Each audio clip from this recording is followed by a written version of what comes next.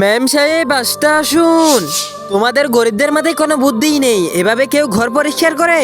এই গরিব, আমার মেয়ে ভুল করে টিফিন দানে এখানে রেখে গিয়েছে, এখন টিফিনের সময় এসে এগুলো দিয়ে আসো। আমি দিয়ে আসতেছি।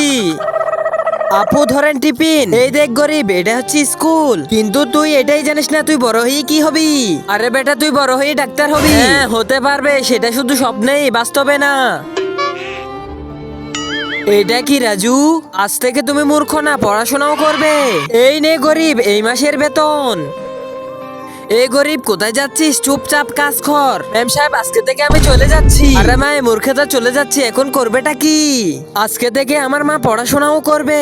বন্ধুরা, সেটি দেখার আগে এর ভিতরে তুমি কোনটাকে বেশি ভালোবাসো, মাকে না টাকাকে? তুমি যদি আমার মতো মাকে বেশি ভালোবাসো, ভিডিওতে একটি লাইক দিয়ে চ্যানেলটাকে সাবস্ক্রাইব করে দিও। সবাই মন দিয়ে পড়াশোনা করো। আরে গরিব লোকে না, বেটা আমাকে এক এক টাকা করে জমাতে হবে। আরে লতা, যত টাকা নষ্ট করার নষ্ট কর, আমাদের বড় লোকদের কাছতে হলো টাকা নষ্ট করা। আমাদের যা ইচ্ছে তাই করা। 3 বছর পরে এই কাজের মেয়ে ভালো করে পোছা লাগা। জি ম্যাডাম।